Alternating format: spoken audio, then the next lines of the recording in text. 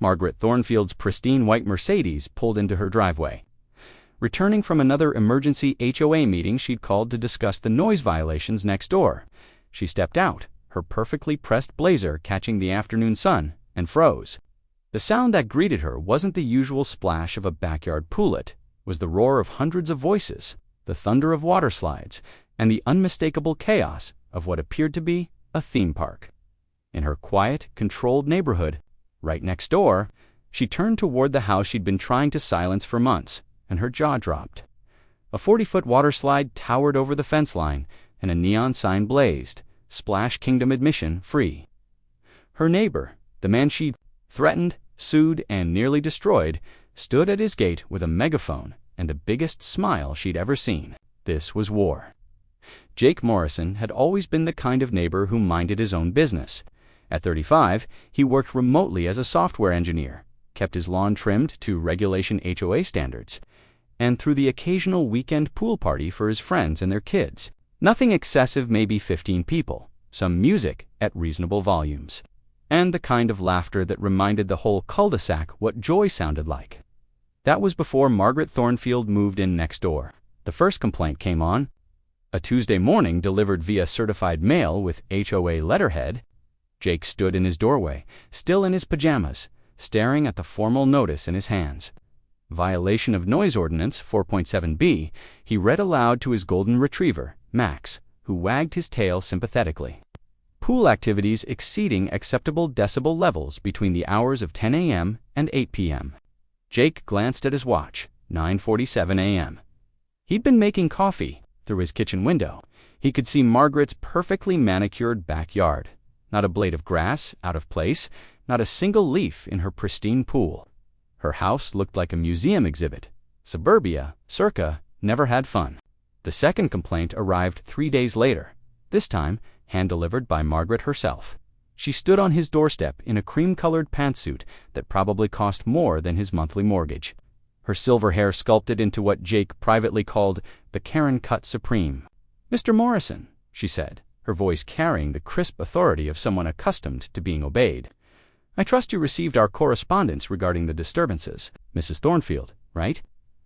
Jake kept his tone friendly, though something in her pale blue eyes made his skin crawl. "I'm not sure what disturbances you're referring to. We had a birthday party for my buddy's 6-year-old on Saturday. Kids playing in the pool for maybe 3 hours. Margaret's smile was all teeth and no warmth. Children screaming, adults shouting, music blaring until nearly 9 p.m. This is a family neighborhood, Mr. Morrison. We value peace and quiet. It was 8:30 and we were singing Happy Birthday. The HOA bylaws are quite clear about noise violations. I've been elected to the board specifically to address quality of life issues in our community." She handed him another envelope. "This is a formal warning. Future violations will result in fines."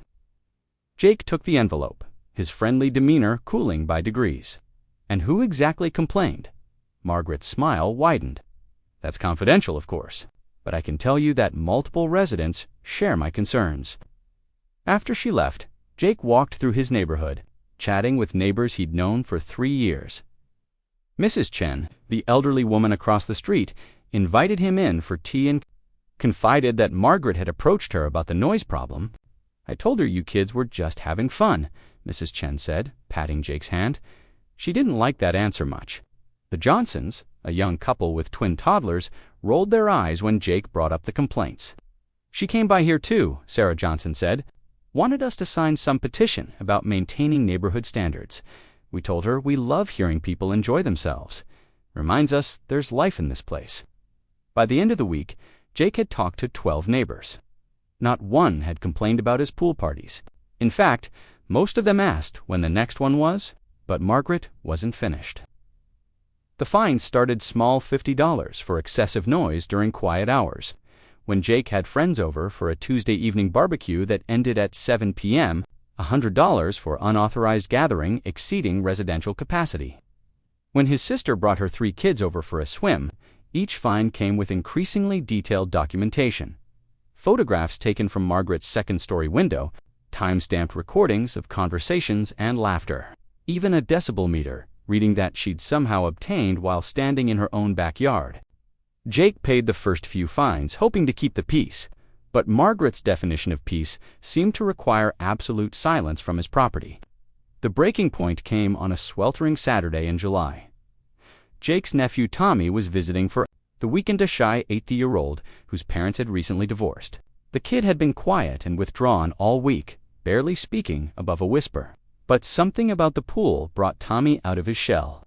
For the first time in months, Jake heard his nephew freely laugh, the kind of belly-deep giggle that only kids can produce. Tommy splashed and played with Max, who loved swimming almost as much as the boy did. At exactly 2 p.m., Margaret's back door slammed open. "Mr. Morrison." Her voice carried across both yards with the force of a bullhorn. "That noise is completely unacceptable." Jake looked up from where he sat on his pool deck, watching Tommy teach Max to fetch pool toys. "Mrs. Thornfield, it's a Saturday afternoon. My nephew is swimming.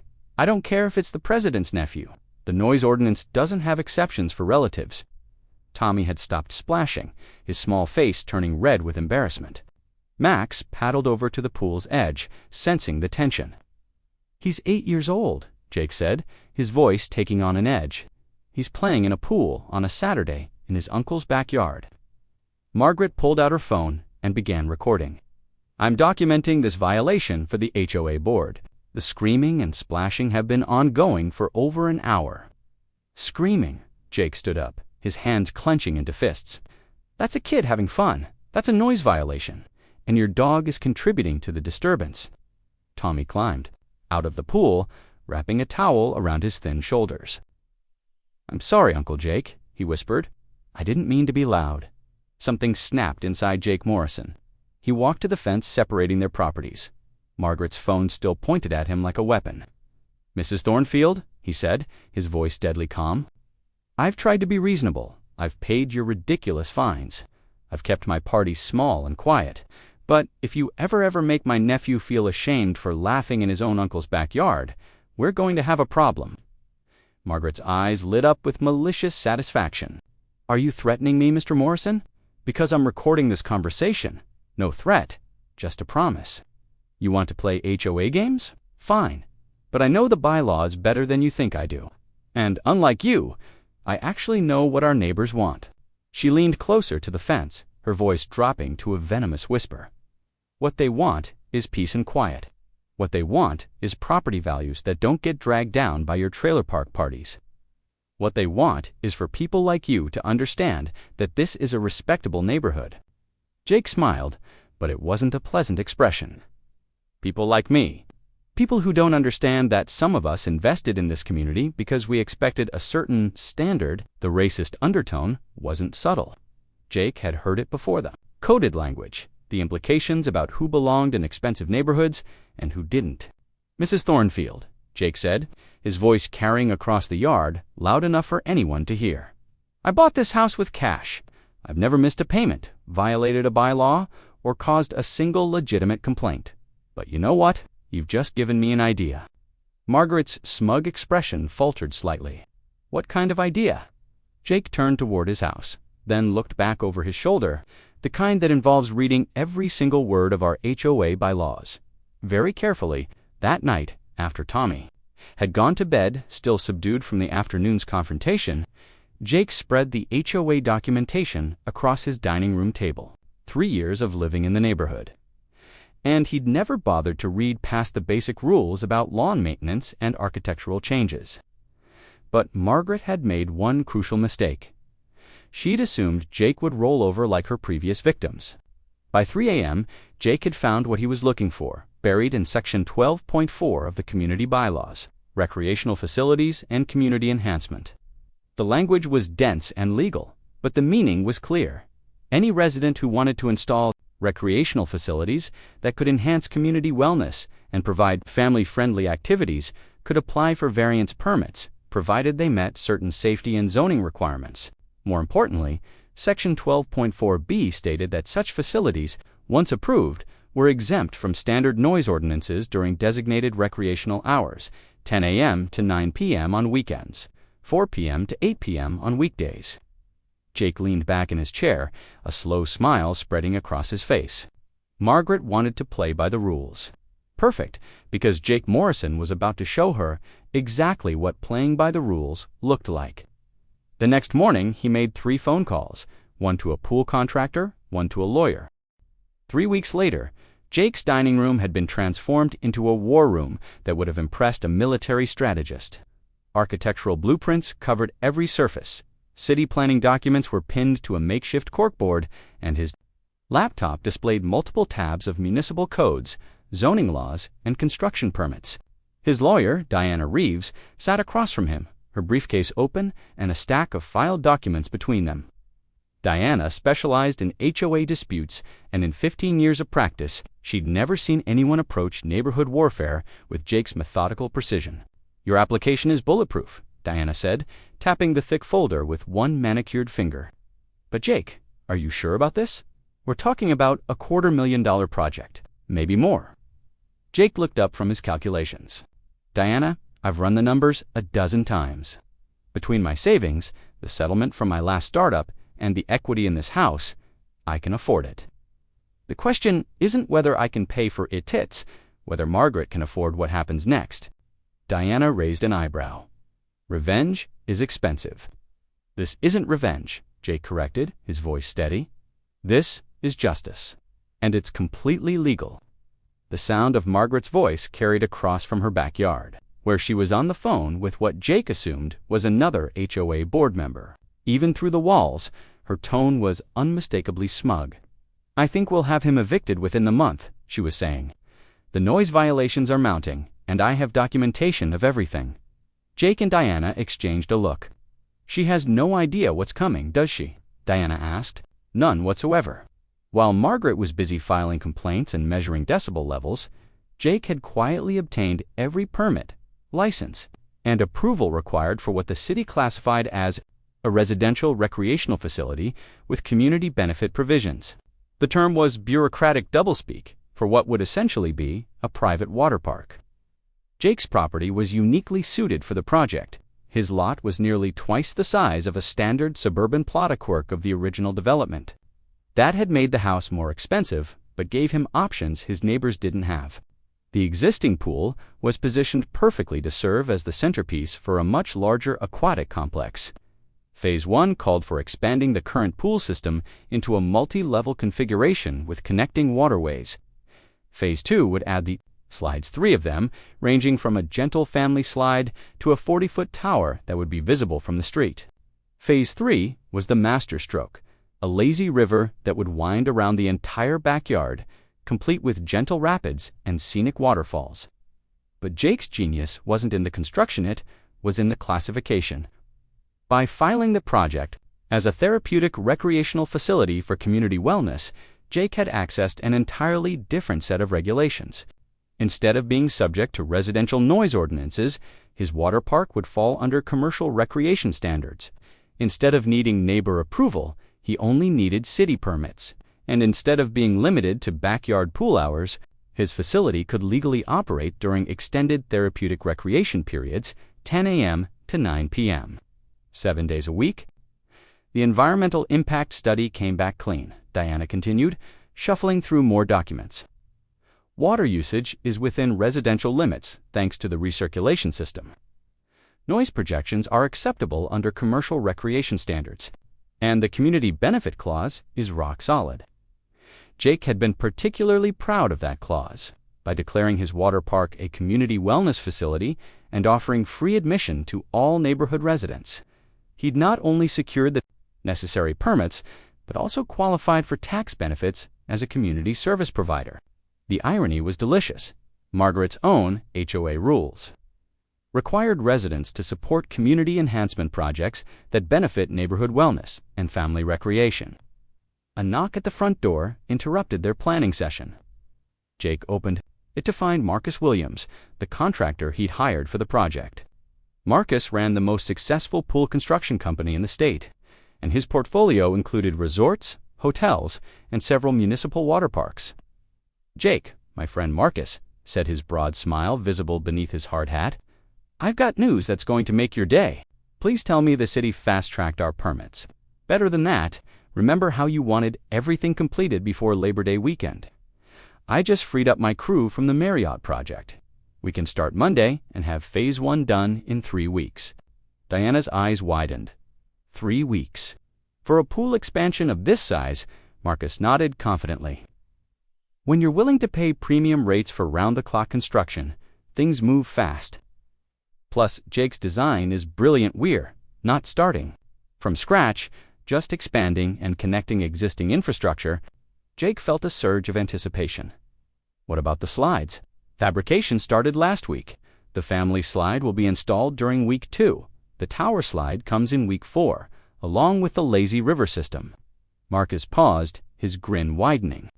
Jake, when this thing is finished, you're going to have the most impressive residential water facility in the tri-state area, and it's all completely legal. Every bolt, every pipe, every slide meets or exceeds municipal safety codes. In fact, your facility will be safer than most commercial water parks. Marcus pulled out his tablet, showing Jake updated 3D renderings. The lazy river alone is going to be incredible. Imagine floating around your backyard while waterfalls cascade over natural rock formations. Through the window, Jake could see Margaret in her backyard, documenting what she probably thought was another noise violation. She had no idea that in less than a month, the gentle splashing of his current pool would be replaced by the thunderous roar of multiple water attractions operating at full capacity. There's one more thing, Marcus added, his voice taking on a conspiratorial tone. The tower slide. The one that's going to be 40 feet tall. What about it? It's going to be visible from the highway. We're talking about a landmark, Jake. People are going to see this thing from miles away. Diana laughed, shaking her head in amazement. Margaret's going to lose her mind. That's the idea, Jake said quietly. As if summoned by their conversation, Margaret's voice rose from her backyard.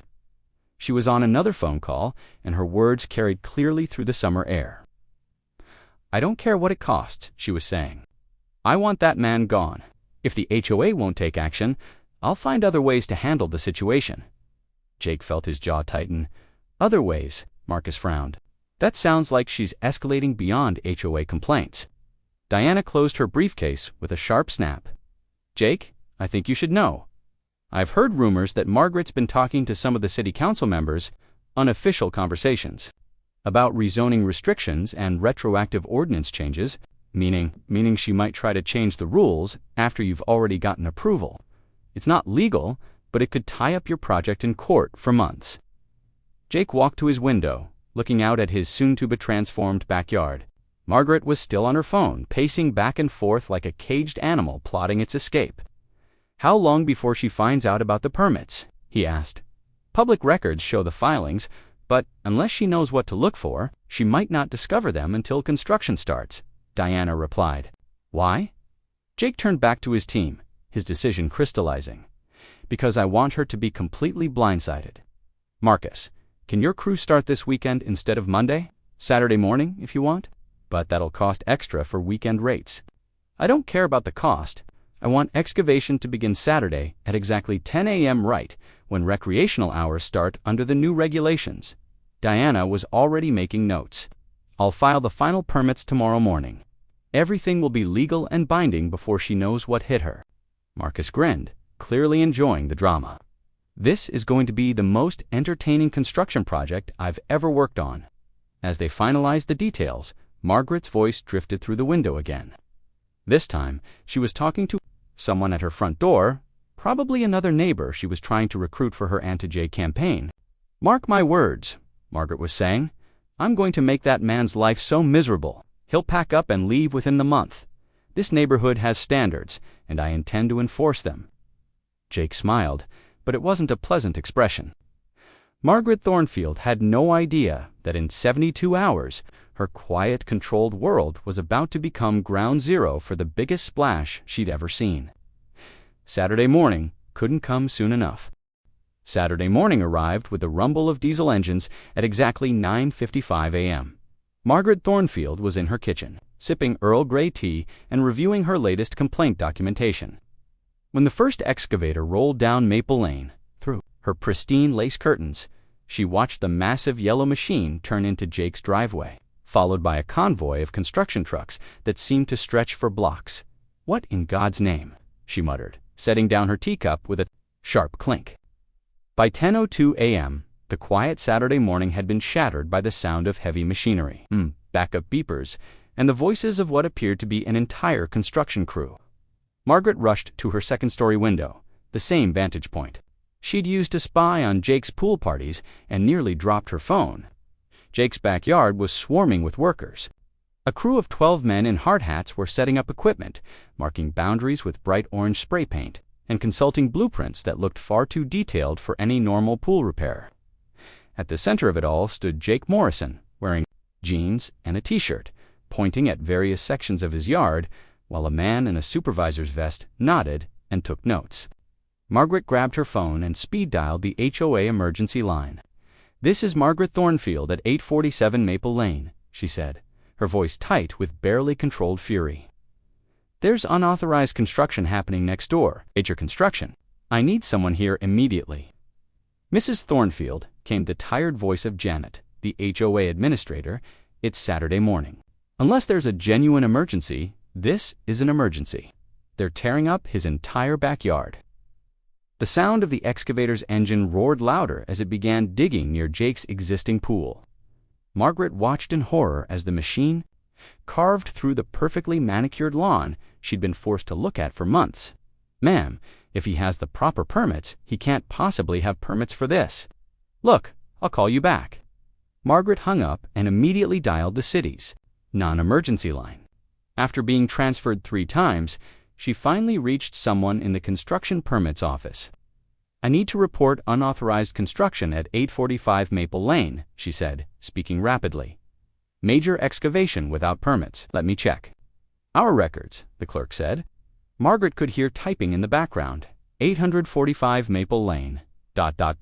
Morrison, Jake. "I show multiple permits filed and approved for a residential recreational facility expansion. All paperwork is in order." Margaret felt her blood pressure spike. "That's impossible. When were these permits filed? Let's see. Initial application was 3 weeks ago.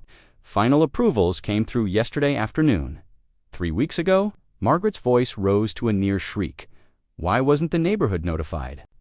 "Ma'am, notification is only required for commercial construction or projects that impact city utilities. This is classified as a private recreational facility with community benefit provisions. All notifications and approvals went through the appropriate channels." Margaret hung up without another word, her hands shaking with rage. Jake had somehow managed to file permits right under her nose, and now there was heavy machinery literally reshaping the landscape next door.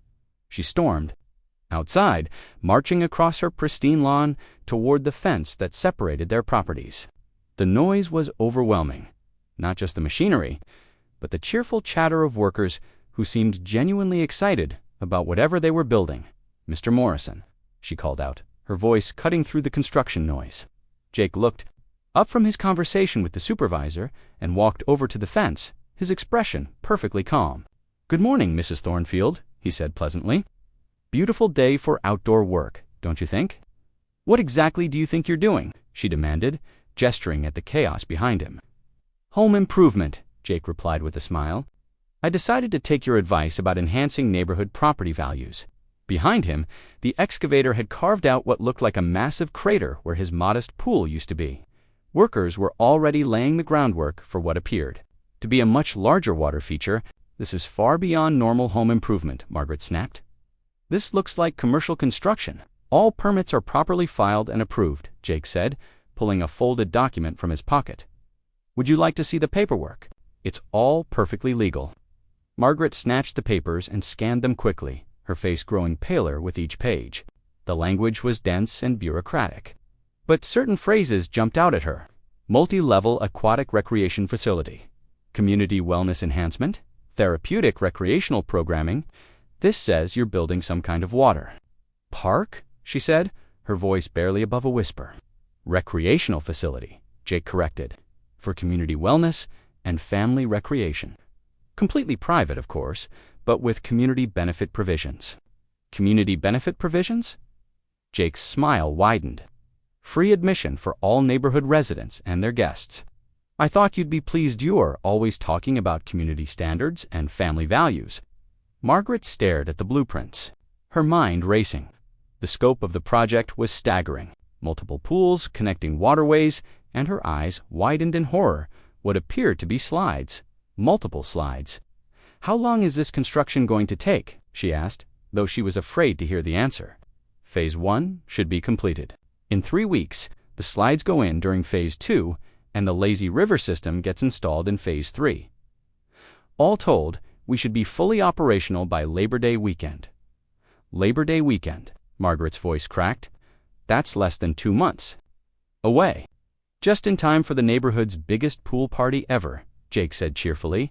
"You're invited, of course, along with everyone else in the community." The excavator's engine roared louder as it began digging what looked like trenches connecting to the main pool area. Margaret realized with growing horror that the waterways mentioned in the blueprints weren't decorative features.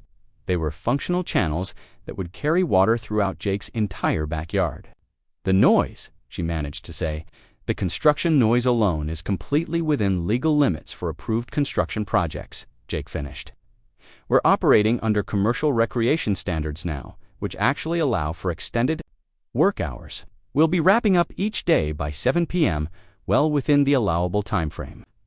Margaret felt the ground shifting beneath her feet, and it wasn't just from the heavy machinery. Commercial recreation standards. That's right. Once the facility is completed, we'll be exempt from residential noise ordinances during operational hours. The therapeutic recreation classification provides much more flexible guidelines. Operational hours. Margaret's voice was getting higher with each question. 10 a.m. to 9 p.m., 7 days a week. Though we might extend weekend hours during peak season. The supervisor walked over to Jake, consulting his tablet. "Boss, we're ready to start the deep excavation for the main pool complex. You want to take a look before we go full scale?" Jake nodded and turned back to Margaret. "If you'll excuse me, Mrs. Thornfield, I need to oversee the construction. But please, feel free to stop by any time if you have questions. This is going to be a wonderful addition to our community."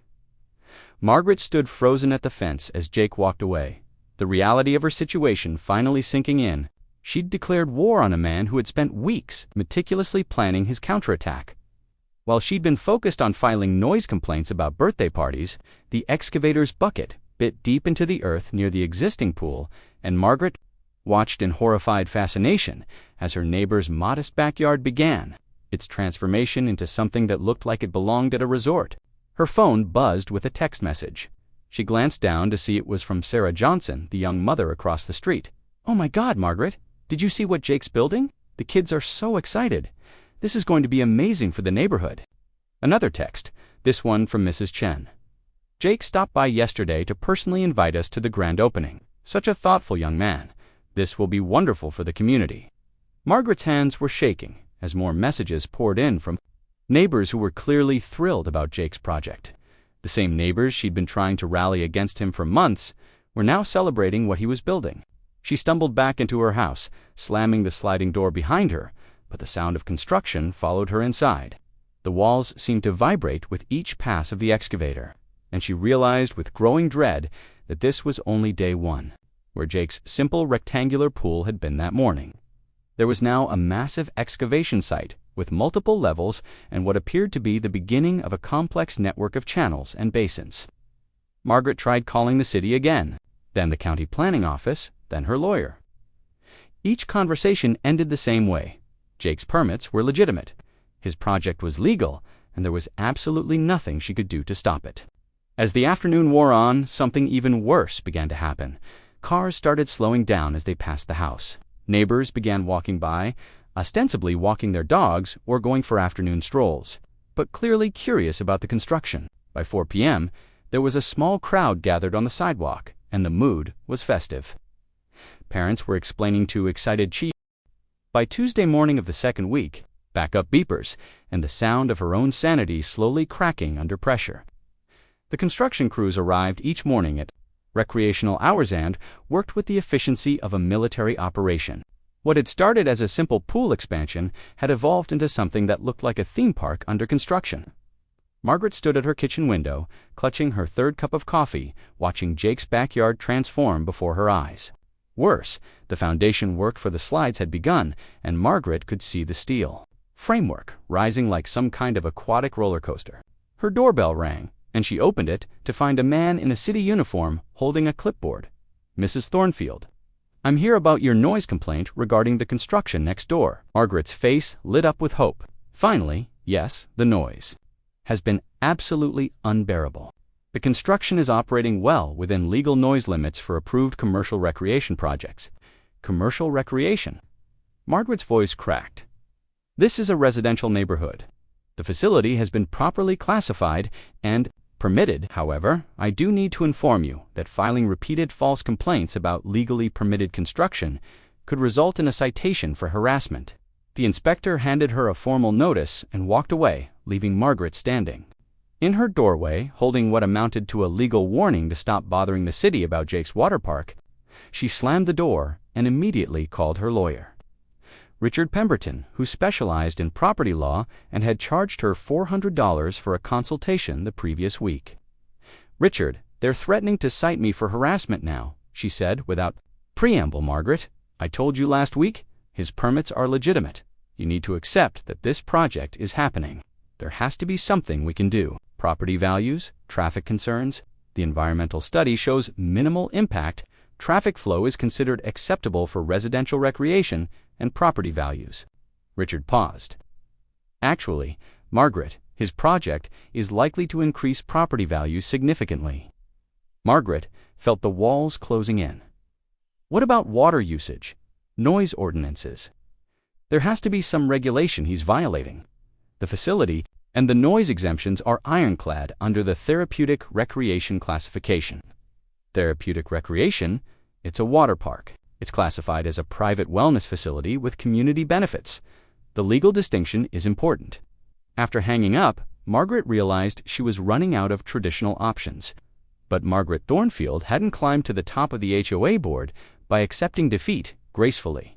She spent the afternoon researching Jake's background, looking for anything she could use against him. What she found only made her more frustrated. He was a successful software engineer with no criminal record, excellent credit, and a reputation.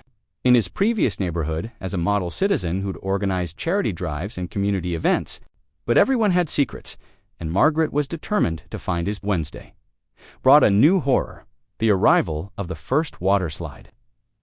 Margaret watched from her window as a massive truck delivered what appeared to be sections of a twisting, enclosed tube slide in bright blue and yellow. The delivery team worked with practiced efficiency, using a crane to position the slide components near the construction site. Jake stood in his backyard, wearing a hard hat and pointing at various locations while the installation crew nodded and took measurements. It was Janet from the HOA office. "Margaret, I'm calling about your request to schedule an emergency board meeting regarding the Morrison construction project." "Good. When can we meet?" "Well, that's the thing. I've spoken with the other board members to be a positive addition to the community." Margaret felt her blood pressure spike. Positive addition, going to destroy the character of our neighborhood. It's supposed to be a private residence. Private facilities can host events. Margaret, and honestly, having a recreational amenity like this in the neighborhood is likely to attract desirable new residents. After Janet hung up, Margaret realized that her fellow board members had been completely won over by Jake's charm offensive. But she still had one card left to play, one that would require her to abandon any pretense of playing fair. Thursday evening, Margaret made a phone call that would have shocked her neighbors. "Mr. Davidson, this is Margaret Thornfield from Maple Lane. I understand you work for the county building inspection department." Bob Davidson was a distant cousin of Margaret's late husband, and she'd helped him get his job 15 years ago. It was time to call in that favor. "Margaret, how are you, hon?" "It's been ages." "I'm fine, Bob, but I need your help with something. There's a construction project in my neighborhood that I suspect has some safety violations." "What kind of violations?" Margaret had spent hours researching building codes and safety regulations. The slide installations don't appear to meet the proper setback requirements from property lines, and I'm concerned about the structural integrity of the elevated platforms. It was a lie, but a carefully crafted one based on technical language that would require an inspection to disprove. "Well, if there are legitimate safety concerns, I suppose I could take a look." "What's the address?" Friday morning brought unexpected chaos to Jake's construction site, their clipboards and cameras suggesting a thorough examination was about to begin. The construction crew stopped work while the inspectors measured distances, checked foundations, and photographed every aspect of the slide installation. Jake emerged from his house looking confused but cooperative, providing the inspectors with all his permits and architectural plans, but her satisfaction was short-lived. After 2 hours of detailed inspection, Bob Davidson walked over to Jake, shook his hand, and handed him what appeared to be a commendation certificate. Margaret Bob Davidson's voice was tight with barely controlled anger. "I don't know what game you're playing, but surely there must be some, Margaret. His safety standards exceed municipal requirements. He's got backup systems for his backup systems. The slide installation alone would pass inspection at a major theme park. I was just concerned about neighborhood safety." "No, you weren't. You were trying to use me to harass your neighbor. Over a personal dispute, don't ever call me about fake safety violations again." The line went dead, and Margaret realized she'd just burned her last bridge with the county inspection department. But worse was yet to come. Friday afternoon, Jake knocked on her front door. Margaret opened it to find him standing on her doorstep, still wearing his hard hat, but with an expression she'd never seen before. Not angry, not smug, but coldly professional. "Mrs. Thornfield," he said, his voice carrying a new edge, I think. "We need to have a conversation, and harassment of legally permitted construction projects can result in civil liability." Margaret felt her face flush. "I don't know what you're talking about." Jake pulled out his phone and showed her a recording app. "Mrs. Thornfield, every complaint, every phone call, every attempt to interfere with my project. My lawyer suggested I start keeping records after you tried to get the city council involved. I can record any conversation that takes place on my property or involves harassment of my family. And calling my nephew a noise violation definitely qualifies." Margaret's confidence cracked completely. "What do you want?" Jake's smile was sharp as a knife. "I want you to understand something very clearly. You started this war because you thought I was just some guy who would roll over when faced with HOA pressure. You were wrong. This is harassment. No, Mrs. Thornfield, this is consequences. You tried to silence an 8-year-old boy for laughing in a swimming pool. You filed false complaints, made racist insinuations about who belongs in this neighborhood, and